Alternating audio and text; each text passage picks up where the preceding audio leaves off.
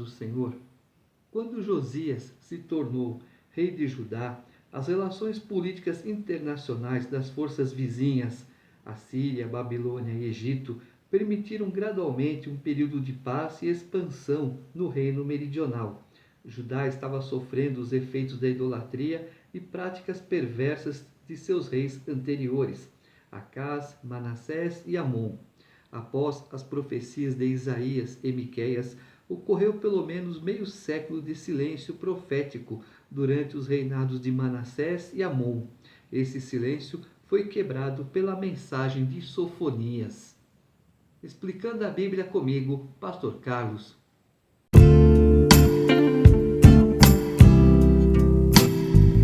Sofonias, capítulo 1. Palavra do Senhor, que veio a Sofonias, filho de Cusi, filho de Gedalias, filho de Amarias, filho de Ezequias, nos dias de Josias, filho de Amon, rei de Judá. De fato, consumirei todas as coisas sobre a face da terra, diz o Senhor. Consumirei os homens e os animais, consumirei as aves do céu e os peixes do mar, e as ofensas com os perversos, e exterminarei os homens de sobre a face da terra, diz o Senhor. Estenderei a mão contra Judá e contra todos os habitantes de Jerusalém. Exterminarei deste lugar o resto de Baal, o nome dos ministrantes dos ídolos e seus sacerdotes, os que, sobre os eirados, adoram o exército do céu, e os que adoram ao Senhor e juram por ele e também por Milcom, os que deixam de seguir ao Senhor e os que não buscam o Senhor nem perguntam por ele. Ou seja, adoram as estrelas dos céus, né? Hoje nós temos o horóscopo. Que diz seu horóscopo? Que dia que você nasceu? Qual é o seu signo? Desde quando inventaram isso?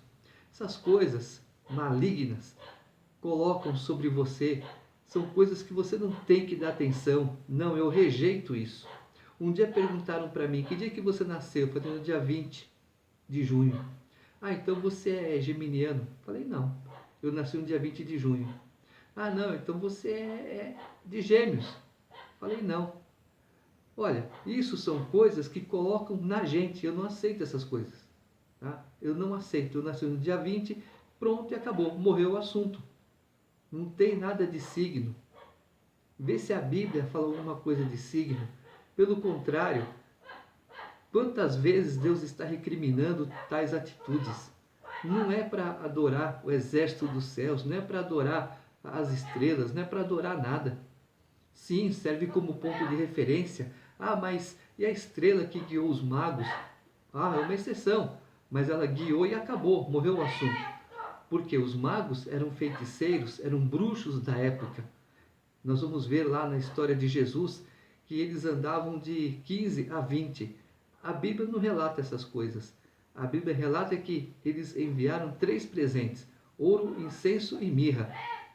E, falando com um palestino, ele disse o quê? Que esses magos, eles andavam em bandos de 15 a 20. Cala-te diante do Senhor Deus, porque o dia do Senhor está perto, pois o Senhor preparou o sacrifício e santificou os seus convidados. No dia do sacrifício do Senhor, hei de castigar os oficiais e os filhos do rei e todos os que trajam vestiduras estrangeiras.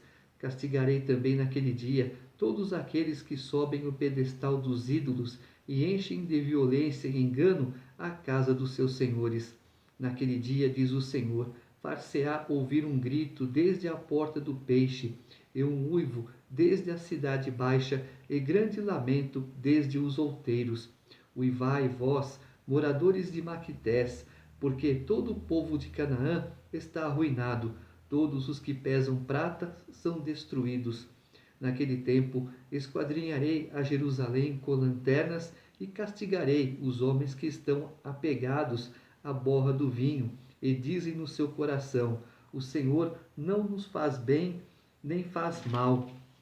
Por isso serão saqueados os seus bens e assoladas as suas casas, e edificarão casas, mas não habitarão nelas. Plantarão vinhas, porém não lhes beberão o vinho. Está perto o grande dia do Senhor, está perto e muito se apressa. Atenção, o dia do Senhor é amargo, e nele clama até o homem poderoso.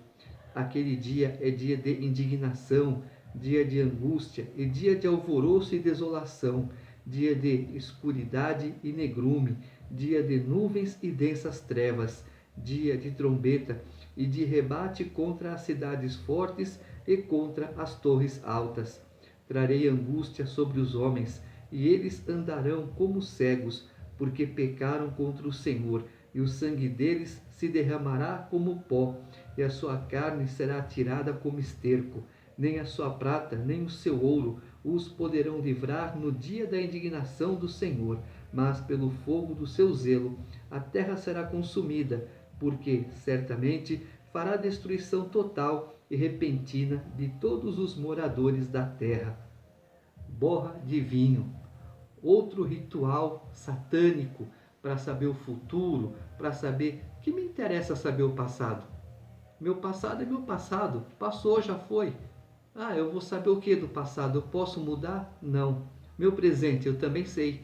O meu futuro só a Deus pertence. E Deus revela, já falei lá atrás, o que vai acontecer de bom e o que vai acontecer de ruim. De tudo Deus revela. Ele não deixa nada escondido do servo dele. É só seguir os mandamentos, os preceitos e os estatutos de Deus. Capítulo 2. Concentra-te e examina-te, ó nação, que não tens pudor, antes que saia o decreto, pois o dia se vai como a palha, antes que venha sobre ti o furor da ira do Senhor. Sim, antes que venha sobre ti o dia da ira do Senhor. Buscai o Senhor, vós todos os mansos da terra, que cumpris o seu juízo. Buscai a justiça, buscai a mansidão. Porventura lograreis esconder-vos no dia da ira do Senhor, porque Gaza será desamparada e Asquelon ficará deserta. Asdod ao meio-dia será expulsa e Ecrom desarraigada. Ai dos que habitam no litoral, do povo dos quereitas. A palavra do Senhor será contra vós outros, ó Canaã, terra dos filisteus, e eu vos farei destruir até que não haja um morador sequer. O litoral será de pastagens, com refúgios para os pastores e currais para os rebanhos. O litoral pertencerá aos restantes da casa de Judá. Nele apacentarão os seus rebanhos, e à tarde se deitarão nas casas de Asquelon, porque o Senhor, seu Deus, atentará para eles e lhes mudará a sorte. Nós vemos muitas confusões, né? Israel, faixa de Gaza. Faixa de Gaza é justamente onde moravam os filisteus, né? E a palavra de Deus se cumprindo. Ouve o escárnio de Moabe e as injuriosas palavras dos filhos de Amon, com que escarneceram do meu povo e se gabaram contra o seu território. Portanto, tão certo como eu vivo, diz o Senhor dos Exércitos, o Deus de Israel, Moabe será como Sodoma, e os filhos de Amon como Gomorra, campo de urtigas, poços de sal e assolação perpétua. O restante do meu povo o saqueará, e os sobreviventes da minha nação os possuirão. Isso lhe sobrevirá por causa da sua soberba, porque escarneceram e se gabaram contra o povo do Senhor dos Exércitos. O Senhor será terrível contra eles, porque aniquilará todos os deuses da terra. Todas as ilhas das nações, cada uma do seu lugar, o adorarão. Mais uma vez, quando você vê alguém, o seu inimigo, se dando mal, não é para rir, não é para desejar bem feito. Deixa, é Deus tratando, mas não vai ficar contente por isso, porque ele poderia, ou você poderia estar no lugar dele, sofrendo as aflições, sofrendo afrontas e repreensões do Senhor. Então não é porque as pessoas estão se dando mal, porque fizeram coisa errada, um monte de coisa, que a gente tem que se alegrar e ficar contente. Nada disso. Deus corrige lá, mas depois que ele terminar o serviço ali, aí ele vem ter um particular com você. E aí, meu filho, não é muito bom não. Também vós, ó etíopes, sereis mortos pela espada do Senhor. Ele estenderá também a mão contra o norte e destruirá a Síria, e fará de Nínive uma desolação e terra seca como o deserto. No meio desta cidade repousarão os rebanhos e todos os animais em bandos. Alojar-se-ão nos seus capitéis tanto o pelicano como o ouriço. A voz das aves retinirá nas janelas. O monturo estará nos limiares, porque já lhe arrancaram o madeiramento de cedro. Esta é a cidade alegre e confiante, que dizia consigo mesma: eu sou a única, e não há outra além de mim. Como se tornou em desolação, em pousada de animais. Qualquer que passar por ela assobiará com desprezo e agitará a mão. É um povo rebelde, é um povo violento. É só você ver o que está acontecendo no mundo. Deus fala: olha, lá atrás usei Jonas, ele foi lá, falou do meu amor, se arrependeram, fiquei contente, todo mundo se salvou, mas passado alguns dias, já voltaram com a mesma violência, com a mesma garra de ganância, de desolação. Deus não se agrada. Capítulo 3. Ai da cidade opressora, da rebelde e manchada, não atende a ninguém, não aceita disciplina, não confia no Senhor, nem se aproxima do seu Deus. Os seus príncipes são leões rugidores no meio dela. Os seus juízes são lobos do cair da noite, que não deixam os ossos para serem roídos no dia seguinte. Os seus profetas são levianos, homens pérfidos. Os seus sacerdotes profanam o santuário e violam a lei. O Senhor é justo no meio dela, ele não comete iniquidade. Manhã após manhã traz ele o seu juízo à luz, não falha, mas o iníquo não conhece a vergonha. Exterminarei as nações, as suas torres estão assoladas. Fiz desertas as suas praças, a ponto de não haver quem passe por elas. As suas cidades foram destruídas, de maneira que não há ninguém que as habite. Eu dizia: certamente me temerás e aceitarás a disciplina, e assim a sua morada não seria destruída, segundo o que havia determinado. Mas eles se levantaram de madrugada e corromperam todos os seus altos. Novamente, né? Aqui, o que acontece? Samaria, Israel, cometeu seus erros. Judá, Jerusalém, imitaram seus irmãos. E agora, sentença contra eles também. Esperai-me, pois, a mim, diz o Senhor, no dia em que eu me levantar para o despojo, porque a minha resolução é ajuntar as nações e congregar os reinos, para sobre eles fazer cair a minha maldição e todo o furor da minha ira, pois toda esta terra será devorada pelo fogo do meu zelo. Então darei lábios puros aos povos, para que todos invoquem o nome do Senhor e o sirvam de comum acordo. Da além dos rios da Etiópia, os meus adoradores, que constituem a filha da minha dispersão, me trarão sacrifícios. Naquele dia não te envergonharás de nenhuma das tuas obras com que te rebelaste contra mim. Então tirarei do meio de ti os que exultam na sua soberba, e tu nunca mais te ensoberbecerás no meu santo monte.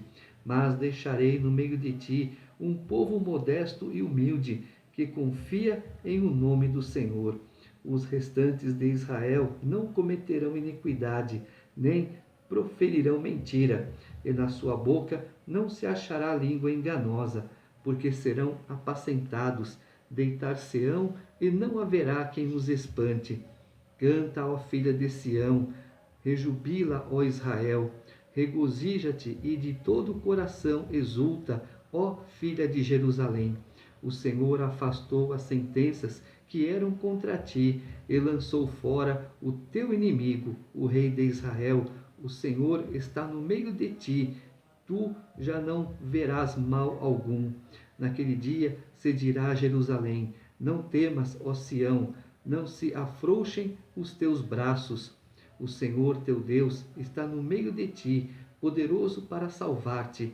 Ele se deleitará em ti com alegria, renovar-te-á no seu amor, regozijar-se-á em ti com júbilo. Os que estão entristecidos por se acharem afastados das festas solenes, eu os congregarei, estes que são de ti e sobre os quais pesam opróbrios. Eis que, naquele tempo, procederei contra todos os que te afligem, salvarei os que cocheiam e recolherei os que foram expulsos, e farei deles um louvor e um nome em toda a terra em que sofrerem ignomínia. Naquele tempo eu vos farei voltar e vos recolherei. Certamente farei de vós um nome e um louvor entre todos os povos da terra, quando eu vos mudar a sorte diante dos vossos olhos, diz o Senhor. Apesar de tudo, Deus está no meio do povo. Deus está no meio de nós. E Ele faz o quê? Ele protege aqueles que o buscam. Ele cuida daqueles que se preocupam com Ele, daqueles que se preocupam em seguir os mandamentos do Senhor. É o tempo todo assim. Mais uma vez, de Jeremias até agora, é Deus falando: façam o que eu mando de correto. Não tem outra solução, não tem outra explicação. É tão somente isso. Ele está falando o tempo todo que Jerusalém errou assim, que Israel errou assado, mas o que isso serve de lição para nós?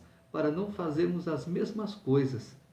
Nós vamos ver lá em Jesus, quando começarmos os evangelhos, muita coisa, muitos detalhes estão aqui, mas eu vou deixar para explicar lá, nas histórias de Jesus. Façam, meu povo erra por não conhecer as Escrituras e nem o poder de Deus. Jesus disse isso, e tem alguém se preocupando em aprender a palavra dele? Tem alguém se preocupando em querer entender a palavra do Senhor? Mais uma vez, ninguém.